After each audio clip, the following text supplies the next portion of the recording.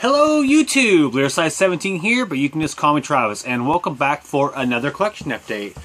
Initial sidebar, I'm not sure why I like to do this at the beginning of my videos, but I find myself doing the double guns, or the, I don't know if I do the guns, but at least to the point. Anyway, moving on. Yeah, I'm recording this on Sunday. I haven't had internet since like 5:30 on Friday, so I'm not sure when I'm going to get it back or when they'll upload this, but hopefully that'll be soon. Semi-serious, I'm not sure people do without the internet. I listen to a lot of music. I put together another CD shelf that I've been meaning to do. Kind of put away the stack of CDs that I've been meaning to put away. So yeah, I got some stuff done in that regard, but yeah, I'm not sure people do without the internet. My wife and I have been just telling each other how much we missed it all weekend. But I digress. Let's jump into the music here in the background, which right now we're just hearing some waves and some bird calls. I'm having trouble understanding right now. Alexa, we're not talking to you. A little later. Anyway, in the background is Fuck on the Beach's Power Violence Forever. This is, I don't know, seminal work in the power violence genre. Very fast, speedy, bricks in the face kind of thing. You'll hear it. All right, first one up.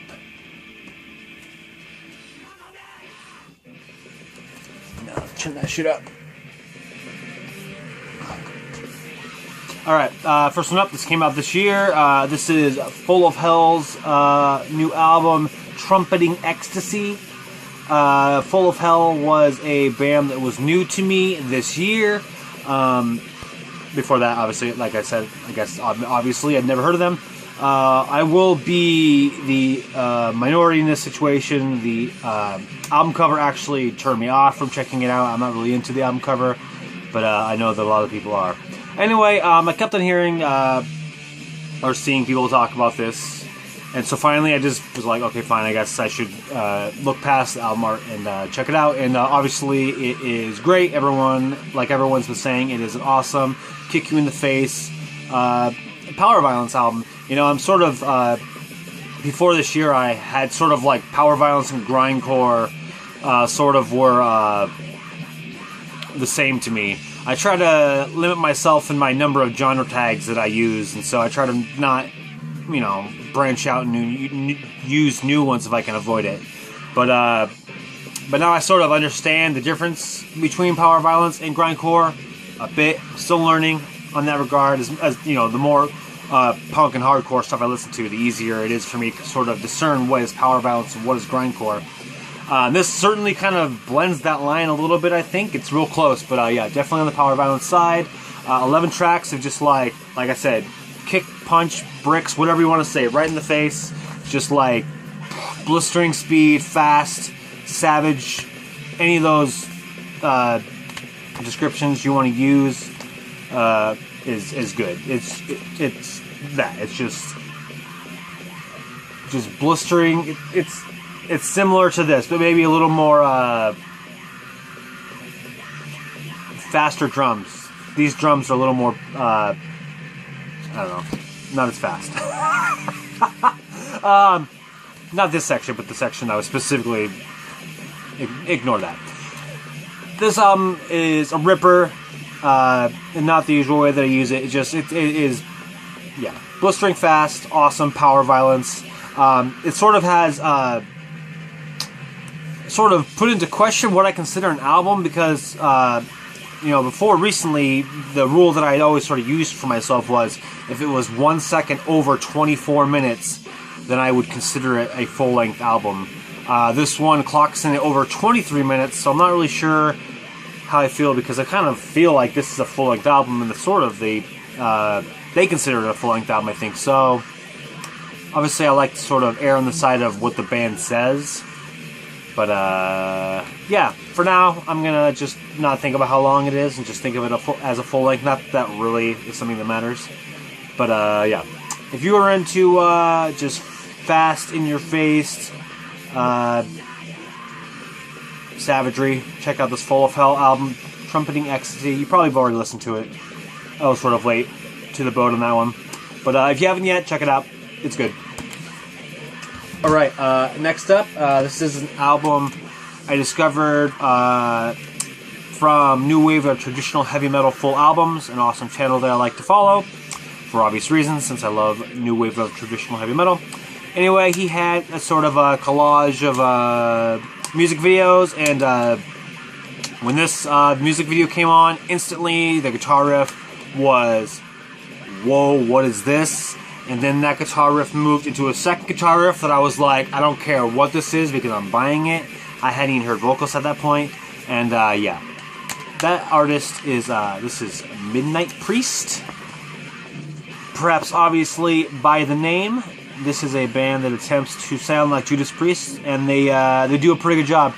There are times here and there where I kind of hear like a little Running Wild kind of a style, but yeah, this is definitely trying to ape Judas Priest, and they do a really damn good job. The vocalist is a lot of fun. He's a kind of guy who I would put into the kind of realm of guys who are not classically good singers, but for me, pull it off due to their enthusiasm. I think the ultimate example of this style of vocal is Quorthon of Bathory. As you might all agree with me, not a classically great singer, but the dude's enthusiasm carries the vocals to amazing heights. This guy he's just a lot of fun. He does these little falsetto things at the end of a lot of his lines that are just a lot of fun. Actually, texted my brother the song Hellbreaker by these guys, which was the one that I had initially heard, and he texted me back, yeah, it would be better if he sang the high pitch the whole time. So I don't know, that might give you an idea of what this guy sounds like, maybe. I don't know. But anyway, this is, obviously, heavy metal. New wave, whatever you want to say about it. Just really great riffs.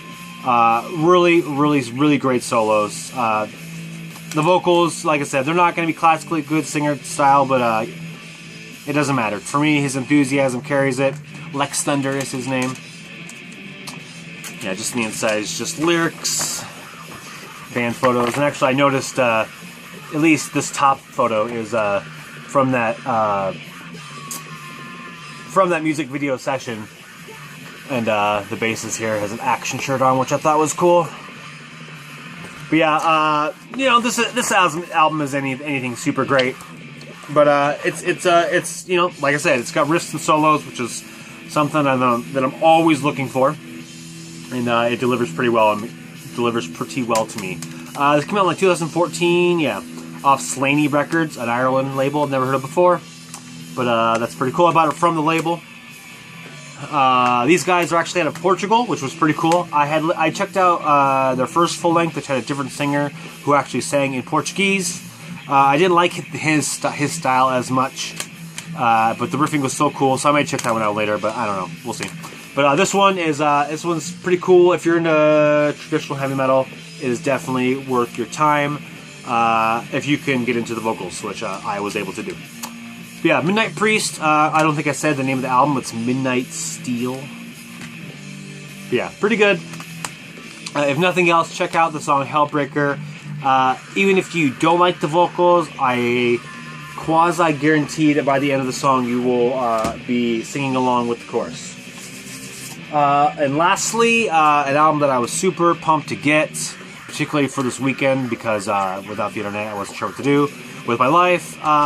This is an album from my favorite rapper, and that is K-Rino. Let me pull this out so you can see it better.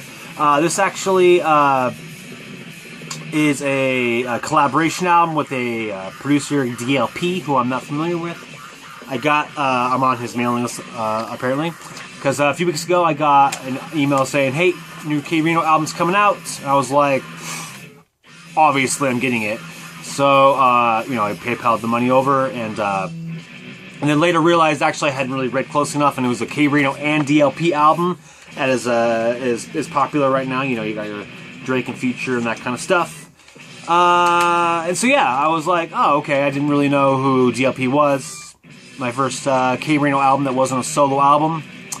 And then it came, and I was like, oh, okay, because as you can see, I knew this before, but hadn't really, put some thought into it. The name of the album is Rapz-N-Beatz.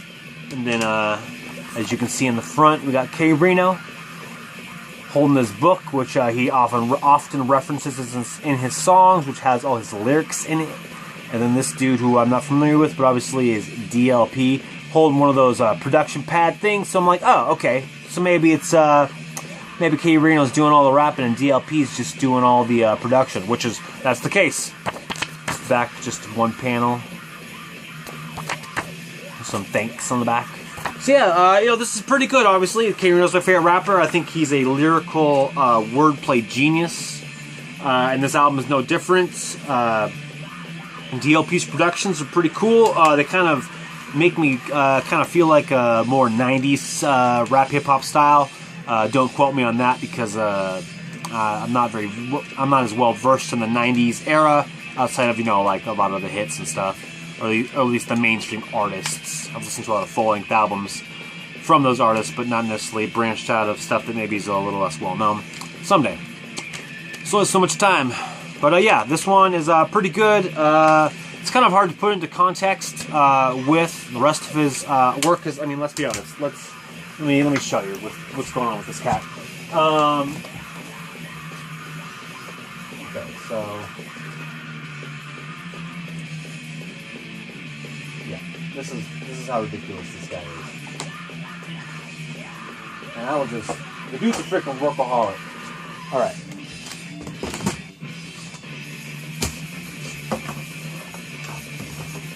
These are the number of K-Rino albums I have. And this isn't even all his albums. This motherfucker's crazy. I think I counted yesterday, it's like 22. And this crazy person, he just released these 7 albums last November. All of them fantastic. And what has it been? 10 months? Releases another album, even if it is a collaboration. I'm a lucky dude, because you know what? K-Rino, greatest of all time, in my opinion. Just puts out quality album after quality album. Just great stuff. He sort of has three styles of raps. He has he has his political songs. He has his songs where he tells a story. He's a very good storyteller. Usually, it's a fictitious story of a wizard who's, fighting a magician or something, maybe. Magician and wizards being metaphors for rappers. But anyway, those ones are great. I really enjoy the storytelling ones. And then he has, which is probably my favorite style, which is just the super wordplay, explain why he's the best rapper, and just kills it. So as you can see, as I showed you, kind of hard to put into context, where, if I'm forcing myself to rank it, probably somewhere in the middle, maybe. I don't know, I've only listened to it like 4 or 5 times. But regardless, this is super great. I like it a lot. Really happy to have it. Still need to pick up tons of his other albums. Probably has like maybe 5 or 6 full-length albums I don't have yet, and then some collabs and some stuff like that. But as you can see, I have quite a bit of his stuff, so it's not like I'm really hurting for any of it. But yeah, anyway, if you like rap and you have never checked out K-Rino, that's not a surprise, but you should do it. Houston rapper. Like I said, in my opinion, greatest of all time. I'll be leaving links to this album. I may leave some more links to some of my other favorite songs by him, because the dude's great. Awesome linguist. I really can't say too much more about him, other than just, if you like rap, check him out, because chances are you will not be wasting your time, and in fact might be hurting your pocketbook trying to buy some of these discs. But yeah, that's all I got for this week. Like I said, I'm not sure when this is going to be uploaded. Hopefully on Monday night. Hopefully I get the internet by Monday. But if not, whatever day it is, yeah, it'll be that day. But you'll know that because you'll be watching this video. But yeah, thank you for watching. Thank you for subscribing. If you are familiar with any of these artists, let me know what you think of them. Particularly if you are familiar with K-Rino. Yeah, but if you have something else you want to say, that's cool too. Otherwise, yeah, have a good day.